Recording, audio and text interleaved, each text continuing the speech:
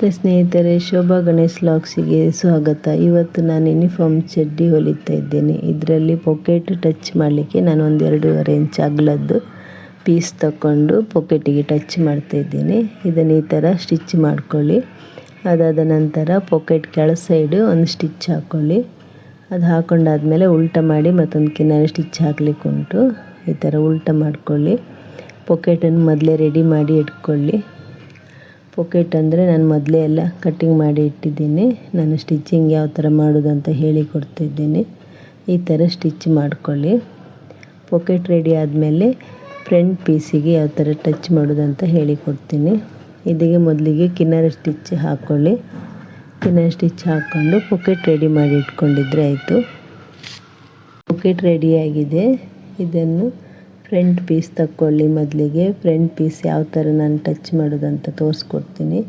ಈಗ ಫ್ರಂಟ್ ಪೀಸಿಗೆ ನಾವು packet ready ಮಾಡಿದ್ದನ್ನು ಆ ಸೈಡಿಗೆ ತಕ್ಕೊಂಡು ನೋಡಿ, ಪೀಸ್ ಇದ್ದ ಸೈಡಲ್ಲಿ ಇನ್ನೊಂದು ಸೈಡಲ್ಲಿ 2 ಇಂಚ್ ಗ್ಯಾಪಿಗೆ ಕೆಳಗೆ ವಿ ಶೇಪಲ್ಲಿ ಒಂದು ಪ್ಲೀಟ್ ಸ್ಟಿಚ್ ಹಾಕ್ಕೊಳ್ಳಿ. ಅದಾದಮೇಲೆ ಒಳಗಡೆಯಿಂದ ಸ್ಟಿಚ್ ಯಾವ ಥರ ಮಾಡೋದಂದ್ರೆ ಈ ಥರ ಒಳಗಡೆಯಿಂದ ಒಂದು ಸ್ಟಿಚ್ ಮಾಡ್ಕೊಳ್ಳಿ. ಒಳಗಡೆಯಿಂದ ಸ್ಟಿಚ್ ಮಾಡ್ಕೊಂಡು ಅದು ಚೆನ್ನಾಗಿ ಎಲ್ಲ ಫಿಟ್ಟಿಂಗ್ ಇರುತ್ತೆ. ಮತ್ತು ಅದಾದಮೇಲೆ ಈ ಥರ ಇಟ್ಕೊಂಡು 2 ಇಂಚಿಗೆ ಮಾರ್ಕ್ ಮಾಡಿಕೊಂಡು, ನಿಮಗೆ ಅಂದರೆ ಸೊಂಟ ಸುತ್ತಳತೆ 20 ಇದ್ದರೆ ಫ್ರಂಟು 5.5 ಅಥವಾ 5 ಬರಬೇಕು. ಚಿಕ್ಕ ಮಕ್ಕಳ ಸೈಜ್ ಇದು. ಅದಕ್ಕೆ ನಾನು ಪಾಕೆಟ್ ಸೈಡಲ್ಲಿ 2.25 ಇಂಚ್ ಇಡ್ತೀನಿ. ಅಂದರೆ 1/4 ಇಂಚು ಸ್ಟಿಚ್ ಮಾಡಿ ಹೋಗುತ್ತೆ. ಇದನ್ನು ಬೇಕಾದರೆ ಅಳತೆ ಮಾಡಿಕೊಂಡೇ ಸ್ಟಿಚ್ ಮಾಡ್ಕೊಳ್ಳಿ. ಇದೀಗ ಮಿಡ್ಲಿಗೆ ಒಂದು ನೆರಿಗೆ ಬರುತ್ತೆ. ಅದನ್ನು ನೆರಿಗೆಯನ್ನು ಕೊಡ್ತಾ 5.5 ಇಂಚ್ ರೆಡಿ ಬಂದರೆ ಆಯಿತು. ಈಗ ಈ ಥರ ಜಾಯಿಂಟ್ ಮಾಡ್ತೇನೆ ಫ್ರಂಟ್ ಮತ್ತು ಬ್ಯಾಕು. ಮಿಡ್ಲಿಂದ ಒಂದು ಕಿನಾರಿ ಸ್ಟಿಚ್ಚು, ಒಂದು ಪ್ಲೀಟ್ ಸ್ಟಿಚ್ 2 ಹಾಕ್ತೀನಿ ನಾನು. ಇದಕ್ಕೆ ಕಿನಾರಿ ಹಾಕ್ತಾಯಿದ್ದೀನಿ ನೋಡಿ. ಅದಾದಮೇಲೆ ಇನ್ನೊಂದು ಪ್ಲೀಟ್ ಸ್ಟಿಚ್ ಹಾಕಿ, ಅಂದರೆ ತುಂಬ ಬಾಳಿಕೆ ಬರುತ್ತೆ ಸ್ಟಿಚ್ ಚೆನ್ನಾಗಿದ್ದರೆ. ಒಂದೇ ಸ್ಟಿಚ್ ಆದರೆ ಬಿಡಿಸಿ ಹೋದರೆ ಮತ್ತು ಅದು ನೆಕ್ಸ್ಟ್ ಹಾಕ್ಲಿಕ್ಕೆ ಕಷ್ಟ ಆಗುತ್ತೆ. ಈಗ ನಾನು ಆ ಸೈಡಿಂದನೂ ಎಷ್ಟು ಅಳತೆ ಬೇಕು ಬಾಟಮಿಗೆ ಅದನ್ನು ಮಾಡಿಕೊಂಡು ಸ್ಟಿಚ್ ಹಾಕ್ತಾಯಿದ್ದೇನೆ. ಈಗ ನೋಡಿ, ಇದುಂಟಲ್ಲ ನಾನು ಓರ್ಲಕ್ ಹಾಕೋದಿಲ್ಲ, ಅದಕ್ಕೋಸ್ಕರ ನಾನು ಸೈಡಿಂದ ಕವರ್ ಮಾಡಿ ಒಳಗಡೆ ಮಡಚಿ ಹೊಲಿತಾ ಇದ್ದೀನಿ. ಈ ಥರ ಮಾಡ್ಕೊಂಡಿದ್ರೆ ದಾರ ಹೊರಗಡೆ ಏನು ಬರುವುದಿಲ್ಲ. ಅಂದರೆ ನಾನು ಓರ್ಲಕ್ಕೆಲ್ಲ ಮಾಡೋದಿಲ್ಲ. ಈ ಥರ ಕವರ್ ಮಾಡ್ಕೊಂಡಿದ್ರೆ ಬಟ್ಟೆಯನ್ನು ದಾರಲ್ಲೇ ಎದ್ದೇಳೋದಿಲ್ಲ. ಹೀಗೆಲ್ಲ ರೆಡಿಯಾಗಿದೆ.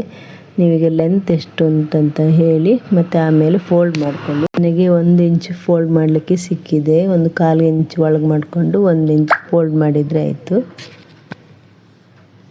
ಈ ಥರ ನಿಧಾನಕ್ಕೆ ನೀವು ನೋಡಿಕೊಂಡು ಸ್ಟಿಚ್ ಮಾಡಿ. ಇದೀಗ ರೆಡಿಯಾಗಿದೆ. ರೆಡಿ ಆದಮೇಲೆ ಇದೀಗ ನಾನೀಗ ಜಿಪ್ ಮಾಡಲಿಕ್ಕೆ 1 ಇಂಚ್ ತಗೊಂಡಿದ್ದೇನೆ. ಅಂದರೆ ಎಷ್ಟು ಫೋಲ್ಡ್ ಮಾಡಲಿಕ್ಕೆ 1.5 ಇಂಚ್ ತಗೊಳ್ಳಿ ಮತ್ತು ಫೋಲ್ಡ್ ಮಾಡಬೇಕು. ಇದು ಇನ್ನೊಂದು ಸೈಡಲ್ಲಿ ಜಿಪ್ ಇಡಲಿಕ್ಕೆ 2 ಇಂಚಿ ತಗೊಂಡಿದ್ದೀನಿ. ಅದು ಡಬಲ್ ಫೋಲ್ಡ್ ಮಾಡಿ ಇಡ್ತಾಯಿದ್ದೀನಿ ನೋಡಿ. ಈ ಥರ ಕವರ್ ಮಾಡಿಕೊಂಡು ಆ ಜಿಪ್ ಇಟ್ಟು ಸ್ಟಿಚ್ ಮಾಡಿದರೆ ಆಯಿತು. ಮೊದಲಿಗೆ ಒಂದು ಕಿನಾರಿ ಸ್ಟಿಚ್ ಹಾಕಿ ಆಮೇಲೆ ಜಿಪ್ಪಿಂದ ಸೈಡಿಗೆ ಒಂದು ಸ್ಟಿಚ್ ಹಾಕ್ಕೊಳ್ಳಿ. ಅದಾದಮೇಲೆ ಫ್ರಂಟಿಗೆ ಮೇಲಿಂದ ಒಂದು 5.5 ಇಂಚಿಗೆ ಮಾರ್ಕ್ ಮಾಡಿಕೊಂಡು ಸಣ್ಣಕ್ಕೆ ಒಂದು ಗಚ್ಚು ಮಾಡಿಕೊಳ್ಳಿ. ಅಂದರೆ ಅದು ಒಳಗೆ ಫೋಲ್ಡ್ ಮಾಡಿ ಹೊಲಿಲಿಕ್ಕೆ ಚೆನ್ನಾಗಾಗುತ್ತೆ.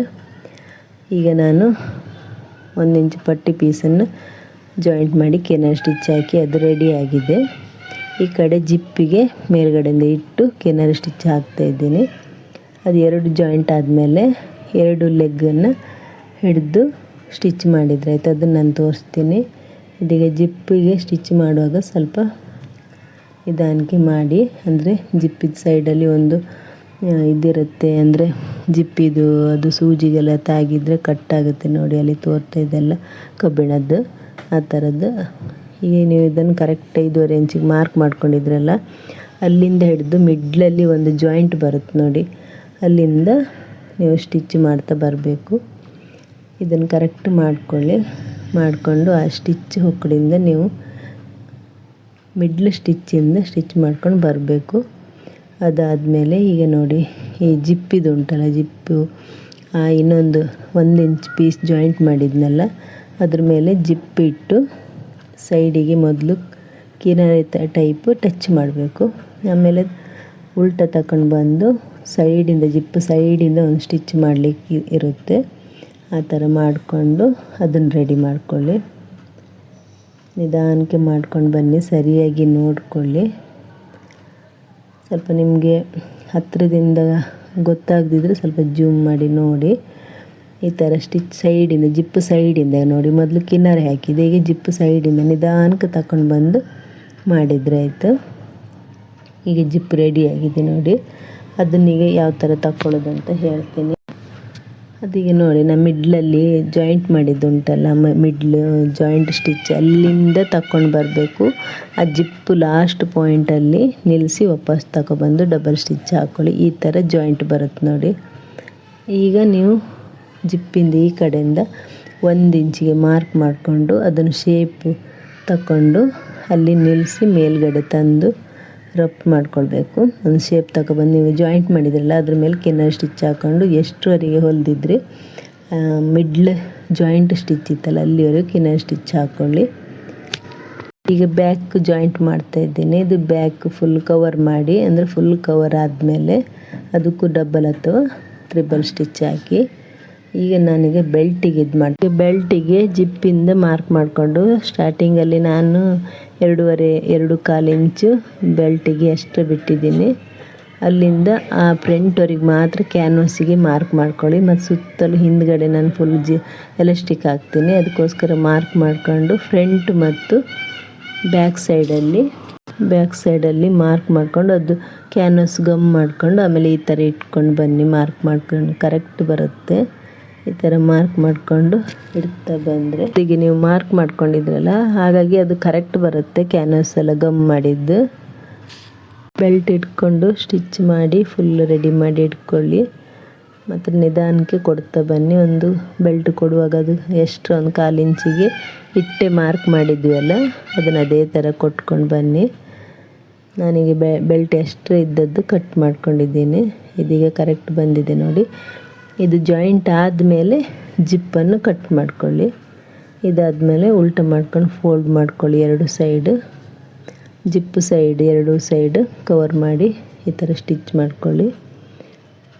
ಅದಾದಮೇಲೆ ಹೀಗೆ ಸುತ್ತಳತೆ ಎಷ್ಟು ನೋಡಿಕೊಂಡು, ಈಗ ಫ್ರಂಟ್ ಎಷ್ಟು ಬಿಟ್ಟಿದ್ದೀರ ನೀವು ನೋಡಿಕೊಂಡು ಎಲಾಸ್ಟಿಕ್ ಹಾಕ್ಬೋದು. ನಾನೀಗ ಮೊದಲಿಗೆ ಉಕ್ಸ್ ಹಾಕ್ತಾಯಿದ್ದೀನಿ ನೋಡಿ. ಈ ಥರ ಉಕ್ಸ್ ಹಾಕಿದರೆ ಆಯಿತು. ಅದು ಅಳತೆ ತಕ್ಕೊಂಡು, ಅಂದರೆ 1/2 ಇಂಚ್ ಗ್ಯಾಪ್ ಇಡಬೇಕು ನೀವು ಉಕ್ಸ್ ಇಡುವಾಗ.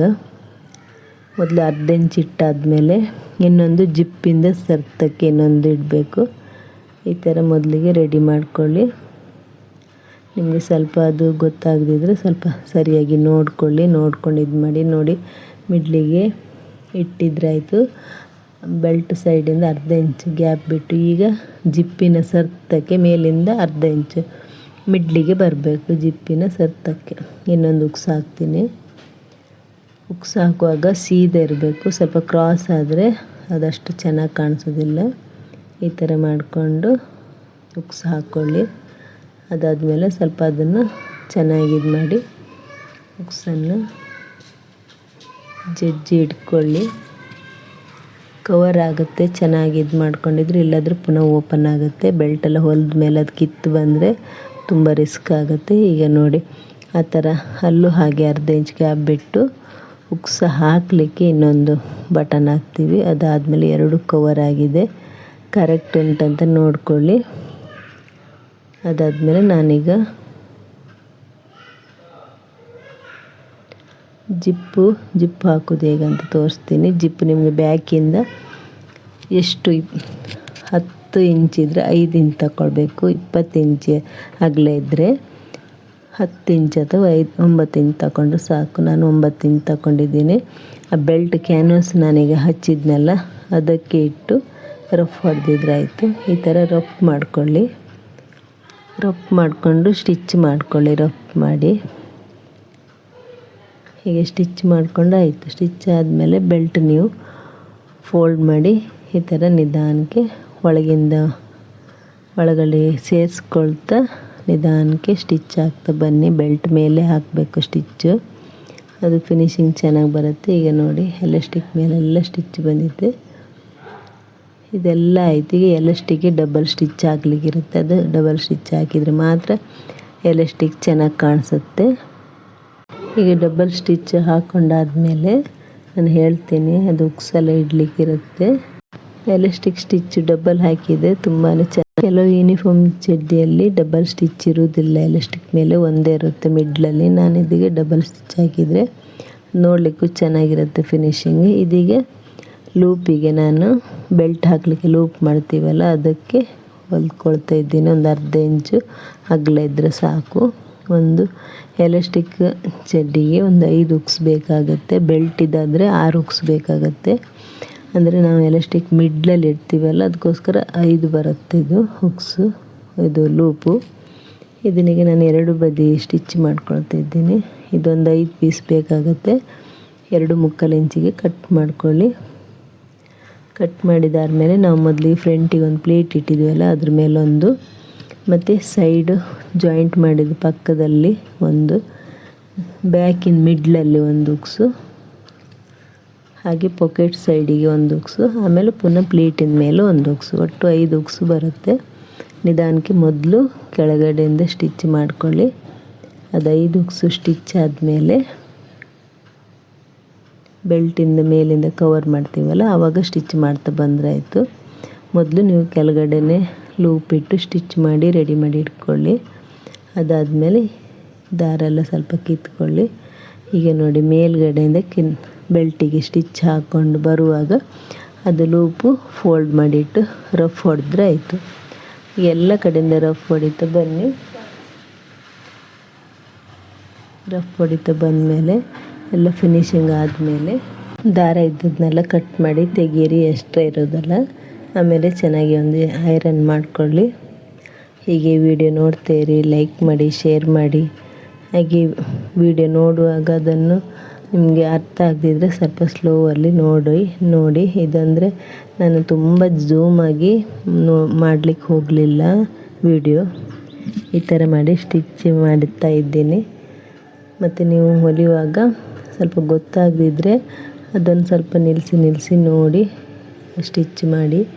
ಈಗ ಎಲ್ಲ ಫಿನಿಶಿಂಗ್ ಆಗಿದೆ, ತುಂಬ ಚೆನ್ನಾಗಿ ಬಂದಿದೆ ನೋಡಿ. ಇದು ಚೆನ್ನಾಗಿ ಒಂದು ಐರನ್ ಮಾಡ್ಕೊಂಡಿದ್ರೆ ಫಿನಿಶಿಂಗ್ ಚೆನ್ನಾಗಿ ಕಾಣಿಸುತ್ತೆ. ಹೀಗೆ ಸಿಂಪಲ್ಲಾಗಿ ಯೂನಿಫಾರ್ಮ್ ಚಡ್ಡಿ ಹೊಲಿಯೋದನ್ನು ನೋಡಿದ್ರಿ. ಹಾಗೆ ಫ್ರೆಂಡ್ಸ್, ಇನ್ನು ನನ್ನ ಚಾನಲಿಗೆ ಸಬ್ಸ್ಕ್ರೈಬ್ ಆಗದಿದ್ದರೆ ಸಬ್ಸ್ಕ್ರೈಬ್ ಆಗಿ. ಹಾಗೆ ಇನ್ನು ಮುಂದೆ ಬರುವ ಎಲ್ಲ ವೀಡಿಯೋಗಳನ್ನು ನೋಡಿ.